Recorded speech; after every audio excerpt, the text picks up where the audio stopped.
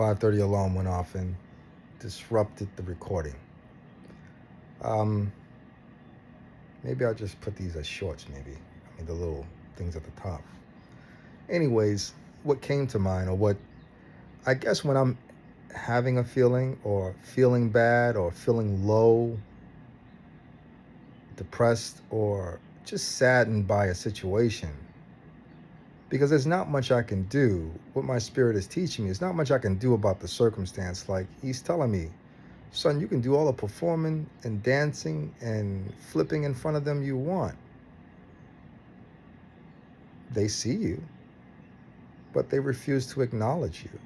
And not only that, it's the system itself, it's Facebook itself, because we don't know that it amplifies fragmentation.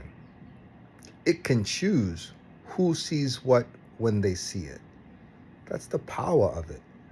And so while you think that you might be putting out a signal that the people you love are ignoring, the fact of the matter is that they may have never seen it, or they may have seen it at a time that's less optimal for them to respond to. So what's the conclusion that you're left with as a creator?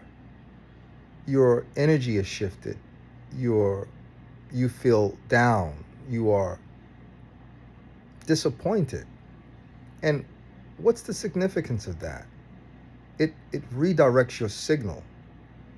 You know, this system as it stands and as it functions doesn't need you to be in an excitable, optimistic, energetic space. It needs you in a depleted state, because you're more susceptible in that mind frame. And it's understanding the intricate nature of systems to this extent and sharing the consequence of its impact that compels me to aim to try to reorient you all. And so what I'm afraid of is the assumption is that you all assumed, oh, he's just trying to present himself like somebody. You're distracted by my capability. But I've kept my capabilities quiet for so long in hopes that I'd achieve a connection. But the apparatus around us has been so masterfully constructed that we can't connect even though we have the desire to.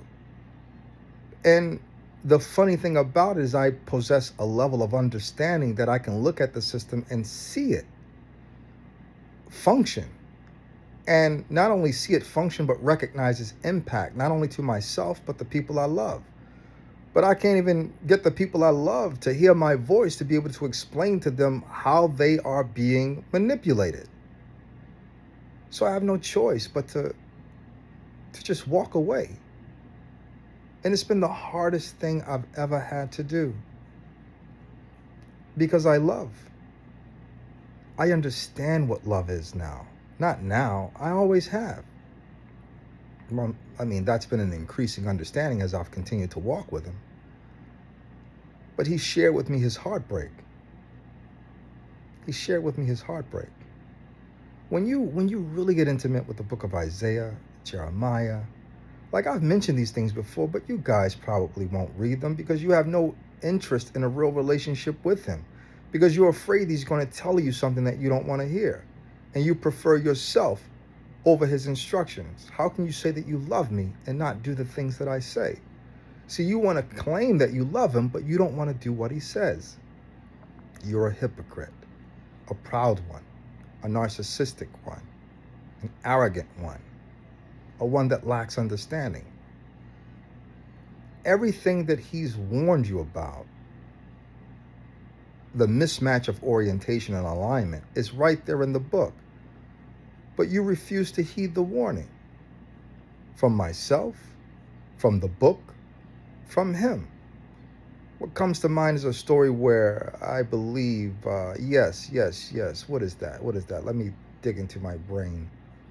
I have it, but it's on the tip of my tongue, and I just don't want to misquote it.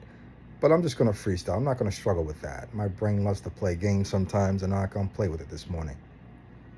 Anyway, there was a parable by the Messiah where he was talking or teaching, and a person that died. I think it's the one where he's teaching about the rich man and the less privileged person begging for the crumbs from the table, and he's sharing that after they died, they had transmuted to Abraham's bosom, where he describes that there's a great gulf, an abyss between the two sections of this environment.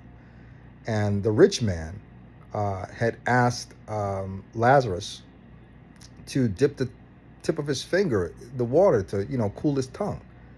And Abraham had remarked to him that, while you were on earth, you had your luxury, and this man had nothing, but now he's in comfort and you're in displeasure. And then the rich man had begged that they had sent message to his remaining brothers that was on the earth. And in the parable, the Messiah had said, Abraham had stated that, they have the prophets that's walking the earth now. And the rich man said that, no, if someone were to come to them from the dead, they would believe. And I forgot exactly what he said. Maybe you guys can help me out with that piece. See, I love leaving little breadcrumbs so that you'll go and look for yourself. But you won't.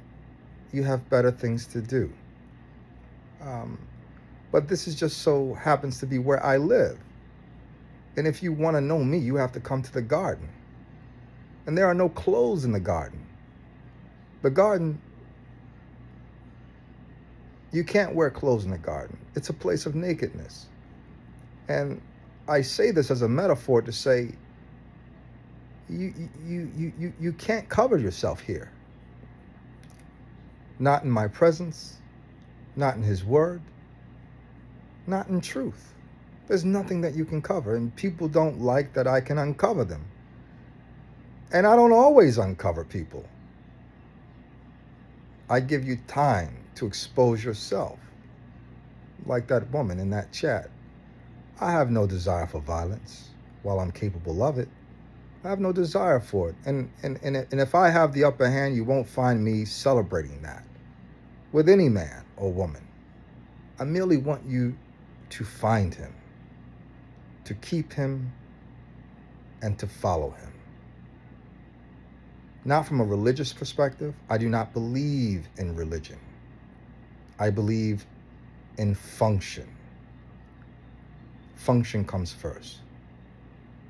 But faith is a consequence of function, and function is a consequence of faith. It's a 201 thing.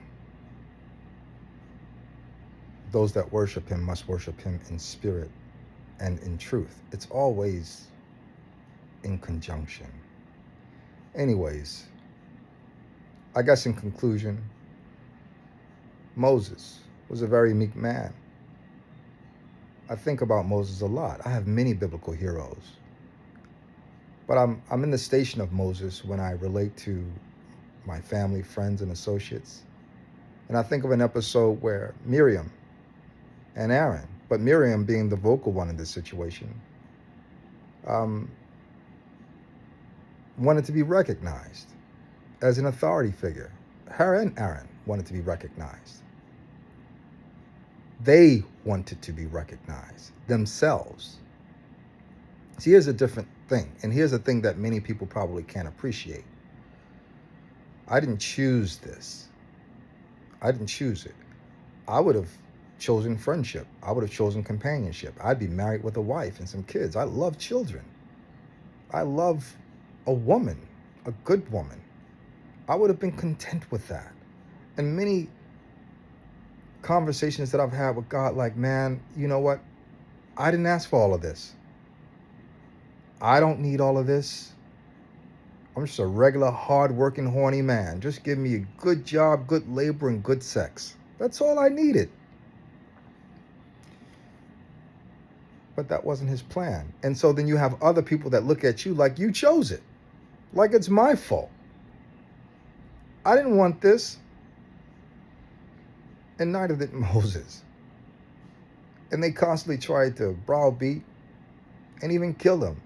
And it came down to where his own brother and sister wanted to come for his head and his authority. An authority that he didn't want in the first place. So the Most High got wind of that. and he invited them to the tent.